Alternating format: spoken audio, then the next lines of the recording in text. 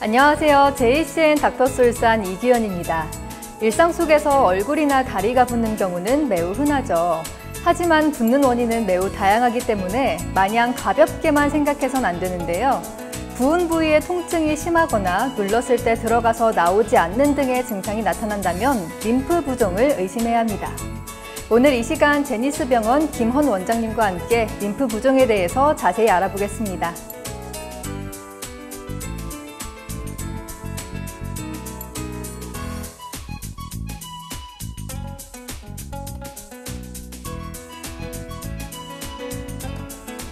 원장님 안녕하세요. 네, 안녕하세요. 네, 시청자 여러분들께도 인사 한번 부탁드립니다. 예, 오랜만에 또 만나 뵙게 된 것 같습니다. 오늘도 또 좋은 강의 준비했으니까 많이 들어주시기 바랍니다. 네, 원장님 오늘의 주제가 림프 부종이잖아요. 네. 림프 부종으로 병원을 내원하는 환자들이 많은 편인지 궁금한데 어떤가요? 아무래도 요즘 이제 암 수술로 생겼다든지 아니면 순환기계에 문제가 있어서 병원을 내원하는 환자들이 많이 늘고 있습니다. 네, 그럼 오늘의 주제 림프 부종을 하나씩 집중적으로 살펴보도록 할 텐데요. 림프 부종, 말은 많이 들어봤는데 정확히 어떤 건가요? 림프 부종이란 림프관에서 림프액이 이동이나 생성이 문제로 배출되지 못하고 축적돼서 발생하는 건데요. 주로 부종이나 만성염증이 생기는 질환입니다. 원인에 따라서 1차성 림프 부종과 2차성 림프 부종으로 구분되는데요. 1차성의 경우는 림프계의 비정상적인 형성으로 발생해서 선천적으로 발생할 수도 있고 아무 이상이 없다가 성인이 된 후 갑자기 나타날 수도 있습니다. 2차성의 경우 여러 가지 후천적인 원인으로 인해서 림프계가 손상되거나 막히면서 발생합니다. 네, 그럼 림프 부종은 주로 어디에 많이 생기나요? 림프 부종은 림프계가 제 역할을 하지 못하면서 림프액이 정상적으로 이동하지 못할 때 발생을 하는데요. 네. 주로 이제 팔이나 다리에 발생하지만 신체 어느 부위에도 나타날 수가 있습니다. 네, 저도 다리나 팔에만 발병한 줄 알았는데 신체 모든 부위에서 나타나는군요. 그럼 림프 부종은 왜 발생하는 걸까요?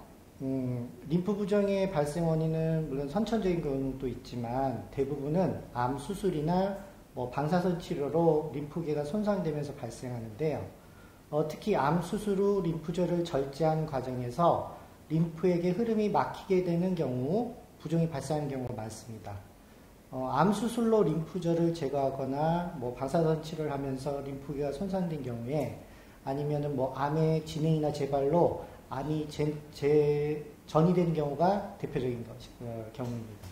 네, 림프 부종의 증상으로 암의 진행이나 또 다른 병의 증상을 알 수 있으니까 절대 가볍게 여겨서는 안 되겠네요. 네, 맞습니다. 제가 아나운서님께 네. 간단한 질문 하나 해볼까 하는데요. 네. 림프 부종은 주로 어떤 암 환자한테서 자주 발생을 할까요? 저는 아까 주로 팔다리에서 붓는다고 생각을 했으니까 아무래도 이 부분에 조금 가까운 곳에 암이 있어야 자주 발생할 것 같은데 잘은 모르겠네요. 그래서 정답은 여성암 위주입니다. 네. 그래서 림프 부종은 주로 유방암이나 난소암, 자궁경부암 등의 여성암 수술 이후에 발생을 많이 하는데요. 그래서 림프 부종 환자는 여성인 경우가 많습니다. 물론 이제 간혹 전립선암 수술을 받은 남성에게서도 림프 부종이 발생하기도 하는데요. 그 외에 이제 방사선 치료로 림프절이 손상된 환자나 신장이나 순환기계 이상의 환자, 아니면 종양 자체로 인해 림프관이 막힌 환자 등에서도 많이 발생합니다. 이외에도 암뿐만 아니라 비만이나 만성질환 등 여러 이유로 오랜 기간 운동이 제한된 환자라든지 화상이나 외상 후 연조직이 광범위하게 손상된 환자, 정맥질환자 등에서도 발생 가능성이 높습니다. 네, 주로 여성분들한테 많이 발생하는군요. 유방암 환자한테 림프부종이 자주 발생한다고 했는데 이 유방암 환자분들에게 림프부종 발생 위험이 높은 이유가 뭔가요? 아무래도 그 암세포의 종류가 아닌 위치 때문인 경우가 많은데요. 수술 과정에서 암세포에 근접한 주요 림프계가 소실되면 해당 부위로 배액이 되지 않으면서 부종이 발생하게 되는데 유방암의 경우는 대부분 수술할 때 겨드랑이 그 림프절을 함께 절제하는데 손끝에서 오는 림프액들이 겨드랑이의 림프절로 배익되기 때문에 아무래도 수술 후 2차성 림프 부종이 많이 나타나게 됩니다. 다른 부인과 암 수술 과정에서도 사타구니 쪽에 림프절을 많이 절제한 경우에도 2차성 림프 부종이 발생할 수 있습니다. 네, 유방암 수술 후에 림프 부종이 발생하는 이유까지 알아봤는데요. 수술 후에 림프 부종까지 함께 신경 써야 될 것 같습니다. 림프 부종 알면 알수록 더 자세하게 질환을 살펴봐야 할 것 같습니다. 네, 보니까는 지금까지 제 설명을 잘 이해하신 것 같은데, 그럼 제가 림프 부종에 관한 간단한 문제를 또 하나 드려볼게요. 만일 림프 부종은 온도가 높을수록 도움이 된다, OX. 저는 O라고 하겠습니다. 왜냐하면 온도가 높으면 혈액순환이 더 잘 되니까 도움이 될 것 같은데요. 맞아요. 많은 분들이 그렇게 생각하기가 쉬운데 정답은 X입니다. 네. 높은 온도는 부종을 악화시킬 수가 있기 때문에 환자분들은 사우나나 뜨거운 목욕 등은 피하는 게 좋은데요. 장시간 앉아 있거나 서 있는 상태를 피하고 규칙적인 운동을 해서 림프에게 순환을 돕는 것이 좋습니다. 또 림프 부종은 압력과도 연관이 깊은데요. 림프 부종 환자분들이 장시간 비행기 여행을 하면 고도가 높아지게 되면은 기압과 온도가 떨어지면서 림프계 순환이 방해를 받아 증상이 악화될 수가 있습니다. 그래서 이를 이제 좀 예방하기 위해서 환자분들은 의료용 압박 스타킹이나 압박 붕대를 착용하고 가급적이면은 림프 부종 마사지를 수시로 해주는 게 도움이 됩니다. 네, 지금까지 림프 부종이 무엇인지에 대해서 알아봤다면 이제 본격적으로 증상과 치료법에 대해서 자세히 알아보도록 하겠습니다. 원장님 듣다 보니까 한 가지 궁금한 게 있는데요. 집에서 쉽게 림프 부종을 의심할 만한 증상을 확인하는 방법이 있을까요? 일단 이제 림프 부종은 양쪽 팔과 다리 둘레가 2cm 이상 차이가 나면 진단을 할 수가 있는데요. 네. 집에서 쉽게 림프 부종을 의심할 수 있는 증상으로는 피부에 주름이 없어지거나 우리가 이제 피부를 눌렀을 때 푹 들어가는 느낌이 있는 경우입니다. 네. 또 몸이 이제 무거운 느낌이 들거나 해당 부위가 붓고 쿡쿡 쑤시거나 관절의 통증이 같이 느껴지는 경우에 림프 부종을 의심해 봐야 됩니다. 네, 그럼 림프 부종 환자들이 느끼는 초기 증상에는 또 어떤 것들이 있는지도 알 수 있을까요? 대부분 초기에는 통증 없이 사지 말단 부위부터 점진적으로 부종이 발생하게 되는데요. 초기에는 큰 증상이 없다가 부기가 잘 안 빠진다고 느끼는 정도인데 시간이 이제 지나면서 림프 부종이 진행이 되면 팔이나 다리를 눌렀을 때 피부가 잘 복원되지 않고 이상할 정도로 팔다리가 무거워집니다. 그리고 이제 시간이 지나면 일부 환자는 부종 부위가 있는 말초신경이 자극돼서 바늘로 콕콕 찌르는 그런 듯한 감각을 느끼는데요. 피부도 처음에는 약간 적색으로 변하고 열감이 발생하다가 나중에 이제 만성이 되면 피부가 두꺼워지고 각화증이 심해집니다. 그리고 반복적인 습진성 피부염이나 피부 박탈도 발생하면서 결국에는 피부가 완전히 딱딱해지면서 섬유화되기 시작합니다. 원장님과 얘기 나누다 보니까요, 궁금한 점이 생겼는데요. 림프 부종이 아니어도 몸이 부을 수가 있잖아요. 림프 부종과 그냥 몸이 부은 거, 어떤 차이점이 있나요? 처음에 제가 얘기 드렸듯이 부종의 원인은 다양합니다. 심장질환이나 간질환, 아니면 신장질환, 아니면 영양 이상 등 다른 원인에 의해 발생하는 전신 부종은 팔하고 다리에만 국한되지 않고 신체가 전체적으로 이제 전반적으로 붓는데요. 정맥의 기능이 떨어지거나 갑상선 기능 저하증이나 지방 부종일 경우에는 다리나 얼굴, 발목 등이 국소적으로 붓기도 합니다. 이들 질환과 림프 부종과 감별하기 위해서는 검사를 받아야 되는데요. 네. 특히나 이제 암 수술을 비롯해서 2차성 림프 부종의 원인이 될 만한 병력이 있다면 림프 부종을 의심해 볼 필요가 있습니다. 네, 단순히 부었다고 해서 무조건 림프 부종으로 의심할 수는 없는데요. 구체적으로 진단으로 확인을 하는 게 중요할 것 같습니다. 그래서 말인데요, 원장님, 이 림프 부종 진단은 어떻게 하는 건가요? 기본적으로 부종이 생긴 쪽하고 반대쪽의 팔이나 다리 둘레를 측정해서 비교하는 방법이 있습니다. 네.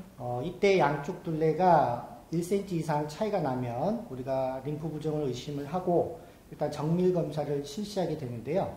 림프 신티그라피라고 하는 림프 부종 핵약 검사가 대표적입니다. 네. 그걸 하면은 뭐 림프액이 잘 흐르고 있는지, 어떤 림프관이 막혔는지, 어디서 림프액이 역류하고 있는지를 파악하는 영상 검사입니다. 이를 통해서 림프 부종의 진단을 내리고 진행 정도를 파악하게 되는데요.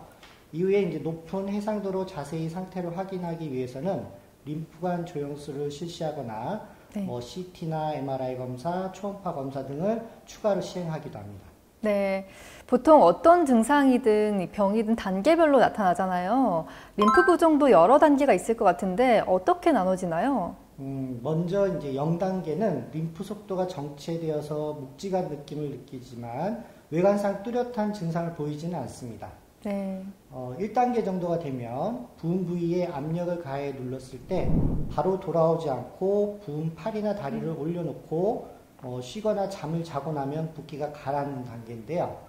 네. 2단계면 부은 팔이나 다리를 올려놔도 부종이 가라앉지 않으면서 피부가 단단해지기 시작하는 단계입니다. 마지막 3단계는 부은 정도가 더욱 심해져서 피부 경화가 많이 진행된 상태입니다. 네, 이렇게 림프 부종의 단계까지 알아봤는데요. 피부 경화가 많이 진행된 3단계까지 가기 전에 내 몸에 이상이 있다고 생각하면 바로 병원에 내원하셔서 상담 받아보시는 게 중요할 것 같습니다. 네, 어떻게 아나운서님 림프 부종 이해가 잘 되고 계신가요? 네, 원장님이 잘 설명해 주셔서 이해가 쏙쏙 되는 것 같아요. 네, 그러면 또 추가적으로 네. 제가 또 질문 하나를 드려볼게요. 과연 림프 부종은 자연 치유가 가능할까요? 왠지 붓기니까 자연 치유가 가능할 것 같다고 생각이 드는데요. 네, 이번 문제 정답은 세모로 하겠습니다. 네. 원래 잠복기인 0단계는 자연 치유가 가능하지만 1에서 3단계가 되면 자연 치유가 불가합니다. 그래서 림프 부종은 진행성 질환으로도 불리는데요. 림프 부종은 시간이 지날수록 림프관과 림프 결절에도 손상을 줄 수가 있기 때문에 조기 치료가 무엇보다 중요합니다. 네, 림프 부종은 조기 치유가 중요하고 또 자연 치유로만 막 치유가 되긴 어렵군요. 네. 네, 원장님 덕분에 또 하나 알아갑니다. 붓기를 가만히 놔둘 경우에 증상이 더욱 심해진다고 하니까요. 빠르게 치료를 해봐야 될 것 같은데요. 다음 키워드에서 구체적인 치료법에 대해서 이야기 나눠보도록 하겠습니다.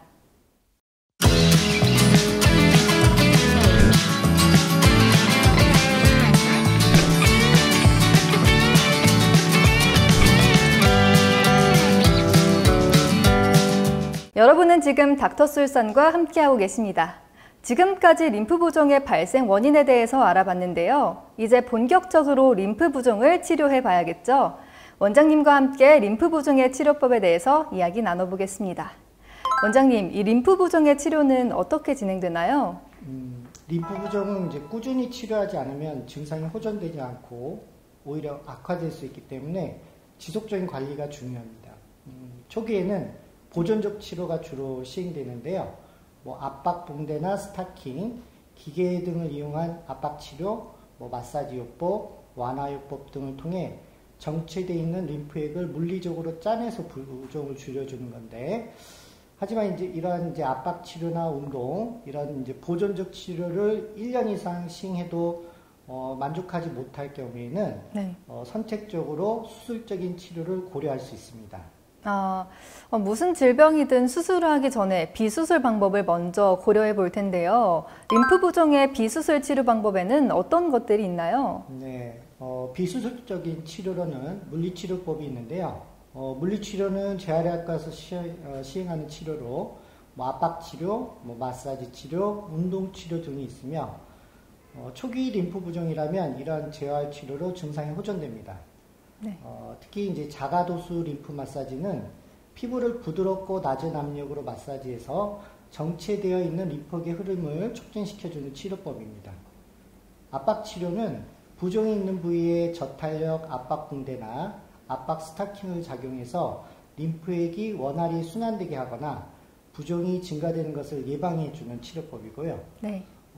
이외에도 뭐 유산소 운동과 관절 가동 범위 운동, 스트레칭, 아니면 이제 점차적인 근력 강화 운동도 림프 부종 치료에 많은 도움이 됩니다.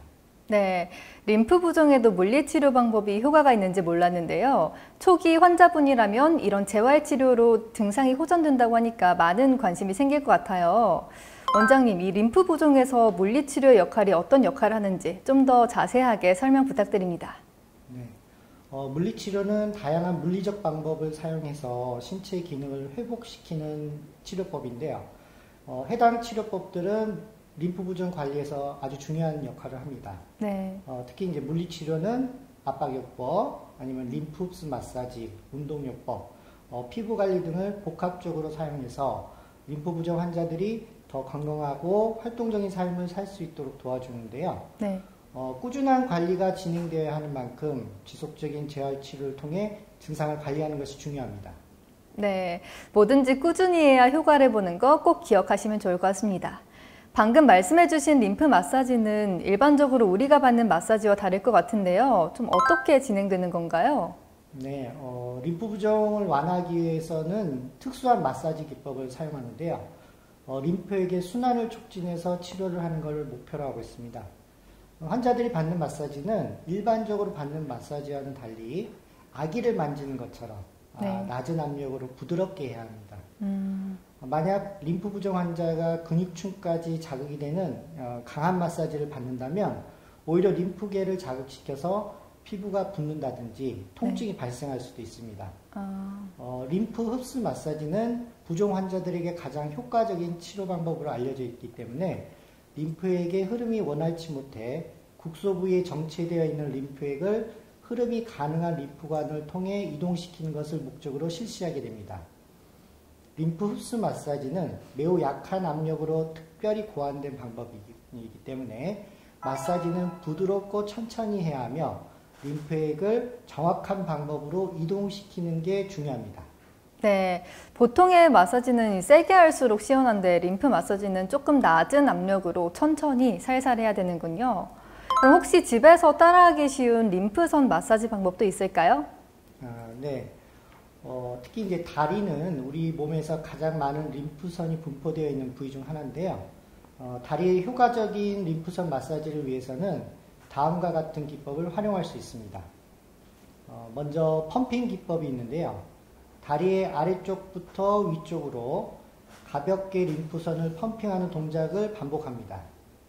이를 통해 림프에게 순환을 촉진시킬 수 있습니다. 또한 원 모양 마사지도 있는데요. 다리에 원을 그리며 마사지하는 기법으로 원의 중심에서 바깥으로 가볍게 압박합니다. 네. 이를 통해 림프에게 흐름을 도와줄 수도 있습니다. 마지막으로 손가락 마사지가 있는데요. 손가락을 이용해서 다리에 가볍게 마사지하면서 림프에게 흐름을 자극합니다. 손가락을 살짝 굽혀 압박하면 효과가 더욱 높아집니다.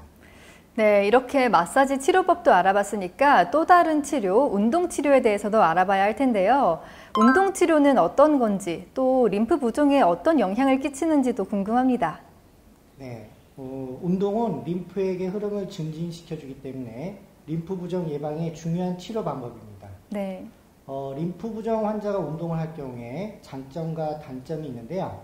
근육의 움직임과 심호흡은 림프의 이동에 도움을 주지만 오히려 심한 운동은 혈액의 양을 증가시켜 림프액도 더 많이 생성시키기 때문입니다.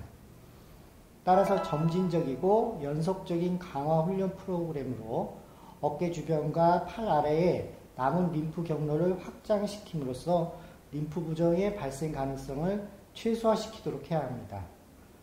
특히 이제 유방암 수술 환자의 경우는 유방 절제술 후 손과 팔의 운동을 할 수 있도록 하며 수술 후 골반 주위 림프절에 영향을 받을 수 있는 환자는 다리와 발의 운동을 할 수 있도록 교육을 받아야 합니다. 네. 운동 치료도 역시 천천히 점차 늘려가는 방식으로 해야 되는군요. 그럼 이런 림프 부종의 비수술 치료의 효과는 어느 정도인가요? 이런 비수술 치료 방법도 치료 효과가 상당합니다. 하지만 이제 개개인의 상황과 질병의 정도에 따라서 가장 적합한 치료 방법은 달라질 수가 있는데요. 따라서 진단을 받고 전문가 상담을 통해 자신에게 적합한 치료 방법을 찾는 것이 가장 중요합니다. 네, 비수술 치료만으로도 효과가 크게 나타나는 건 몰랐는데요. 이렇게 다양한 물리치료 방법에 대해서 알아봤는데 원장님, 그럼 일상생활에서 림프 부종을 예방하기 위해서 주의해야 하는 점은 어떤 게 있을까요? 네, 림프 부종을 예방하기 위해 몇 가지 꼭 주의해야 할 게 있는데요. 첫째, 팔과 다리에 과도한 압력을 주는 무거운 물건을 들지 말아야 합니다. 둘째, 세균 감염을 예방하기 위해 정맥 주사는 피하는 것이 좋습니다. 네. 셋째, 림프계의 부하를 증가시키는 사우나도 금지합니다. 넷째, 림프 순환을 증가시키기 위해 목 주위의 마사지와 복식호흡 그리고 자가 도수 림프 마사지를 시행하는 것이 좋습니다. 네, 오늘도 원장님 덕분에 림프 부종의 원인부터 치료법까지 다양하게 알아봤습니다. 마지막으로 시청자 여러분들을 위해서 당부의 한마디도 부탁드리겠습니다. 네, 림프 부종은 붓기로 인한 일상생활의 어려움이나 외모의 변화로 인한 심리적인 위축 등을 동반하는 경우가 많기 때문에 제때 치료받지 못할 경우 환자를 괴롭히는 질병 중 하나입니다. 림프 부종을 효과적으로 관리하기 위해서는 안전한 운동을 선택하고 증상이 나타날 시에는 즉각적인 의사의 진찰을 받고 균형 있는 식습관을 유지하는 게 필수적인데요. 늦었을 경우에 치료하기가 상당히 까다로운 질병인 만큼 최대한 빠르게 상태를 진단하고 적극적인 치료를 받는 것이 중요합니다. 네, 오늘 알려드린 정보 꼭 기억하셔서 림프 부종의 걱정에서 조금은 해방되셨길 바라봅니다. 오늘 도움 말씀해주신 제니스병원 김원우 원장님, 좋은 정보 감사합니다. 네, 감사합니다. 네, 림프 부종을 예방하기 위해서는 되도록 식사를 일찍 적게 먹고 식사 후에 2시간 정도 지나서 수면을 취하는 게 좋습니다. 또한 붓기를 낮추기 위해서는 다리를 심장보다 높게 올리고 누운 상태로 30분 이상 휴식을 취하는 게 좋은데요. 오늘 알려드린 정보 꼭 참고하시길 바라겠습니다. JCN 닥터스 울산 여기서 이만 인사드리겠습니다. 시청해주신 여러분 고맙습니다.